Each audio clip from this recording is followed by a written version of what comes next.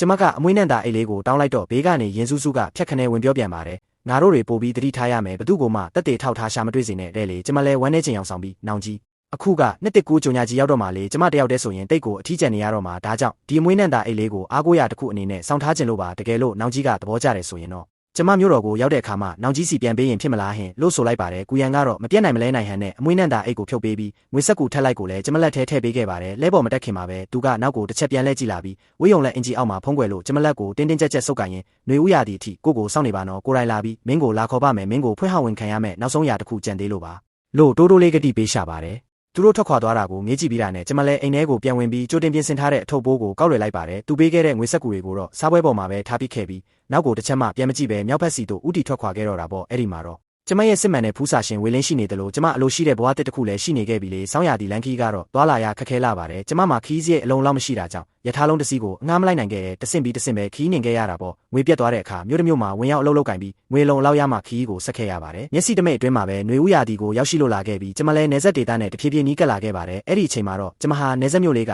စားတောက်ဆိုင်တစ်ခုမှာစားပွဲတုပ်တဲ့အလုပ်ကိုလုပ်ကင်နေခဲ့တာပါဒီနေ့တော့ဆိုင်ရှင်ကရုတ်တရက်စိတ်လှုပ်ရှားစွာနဲ့အခန်းထဲကိုပြေးဝင်လာပြီးရှင်းယူနေဆက်စစ်တပ်ကအောင်ပွဲရပြီဟေ့သူတို့တုံမန်းတွေကိုစီမံပြီးတာနဲ့နောက်ထပ်ရက်ပိုင်းတွင်းမှာပဲနေဆက်ဂိတ်ကိုပြန်ရောက်လာကြတော့မှတမီးရဲ့စစ်ဆက်ထားသူနဲ့မကြခင်ပြန်ဆောင်ရတော့မှာပေါ့ကဲဒါကတော့ဒီရက်ပိုင်းအတွက်လောက်အားကတွေတမီးရဲ့စစ်ဆက်ထားသူကငါတို့စစ်တပ်ရဲ့သူရဲကောင်းမဲလေကျန်တဲ့ငွေကိုတော့ငါဘက်ကမင်္ဂလာလက်ဖွဲ့အဖြစ်ပို့ပေးတယ်လို့ပဲသဘောထားလိုက်ပါမြ мян မဲရထားလုံးကားပြီးသူ့ကိုတွားကြဖို့ပြင်တော့လေလို့ဝမ်းသာအားရပြောရှာပါတယ်ကျမလဲကျေးဇူးတင်စကားဆိုပြီးနေဆက်ဂိတ်စီကိုရထားလုံးကားပြီးတွားခဲ့ပေမဲ့စစ်တပ်ကပြန်မရောက်သေးပါဘူးဒါကြောင့်မြို့ဆောင်စစ်တီကိုရှာဖွေပြီးသူ့လက်ထဲကိုငွေချို့ထည့်ပေးလိုက်ရင်ကျမတဲခိုနေတဲ့နေရာကိုဝေလင်းအားပြောပြပေးဖို့အကူအညီတောင်းခဲ့ပါတယ်အရာရှိမင်းကျမရဲ့စစ်ဆက်ထားသူနာမည်ကဝေလင်းပါသူရောက်လာတဲ့ခါကျရင်ကျမအရှိဘက်ချမ်းကဒုတိယမြောက်အိမ်မှာစောင့်နေပါတယ်လို့ပြောပေးပါရှင်လို့ဆိုတော့ထူးဆန်းနာကထိုစစ်တီကငွေတွေပေးဖို့မလိုပါဘူးနောင်ကြရင်ကျွန်တော်အတွက်စကားကောင်းလေးတစ်ခုလောက်ပဲကူညီပြောပေးပါတခင်မလေးလို့ရိုရိုသေးသေးပြန်ပြောလာတာပါဝေလင်းကတာမန်ချေလင်းစစ်တီတယောက်ပဲလေမြို့ဆောင်တက်သားကဘာဖြစ်လို့ဒီလောက်တောင်ရင်ကျေးပြူငါနေရတာလဲဆိုပြီးကျမရင်ထဲမှာတန်ရောစင်တွေတန်တရားတွေပြည့်နေသွားခဲ့ရတယ်ငားရမ်းထားတဲ့အိမ်လေးထဲမှာသူ့ကိုစောင့်ဆိုင်နေရင်းနဲ့ရင်ထဲမှာစိုးရိမ်စိတ်တွေလဲတားမရစီးမရဖြစ်ပေါ်နေမိတာပေါ့